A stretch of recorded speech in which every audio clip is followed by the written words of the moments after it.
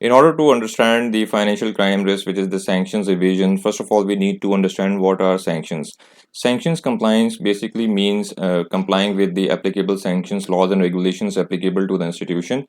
And sanctions compliance enable countries and institutions to identify and deter the criminal intrusions or criminal penetration into the financial system or financial sector or financial channels of the country. Because if the sanctions non-compliance is evident in the financial institution, then it means that the money laundering and terrorist financing risk is on the increasing trend, or there is a possibility that some criminals might be onboarded because sanctions screening or sanctions laws and regulations are not complied. So let's discuss what are the reasons or risk indicators of the sanctions evasions.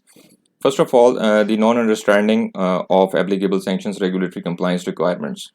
This is one of the areas which is very important for the compliance side of the institution, because sanctions regulations keep on changing and keep on updating by the regulators. So it is very important for the compliance officers and compliance team to identify the relevant updates into the applicable sanctions laws and regulations.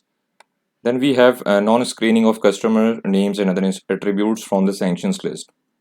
At the time of onboarding the customers, institutions are required to screen the names of the customers or potential customers from the sanctions list. And if the screening is not performed, then it means that the sanctions evasion risk is in place, and money laundering or terrorist financing activity might be performed by the criminals onboarded in the institution.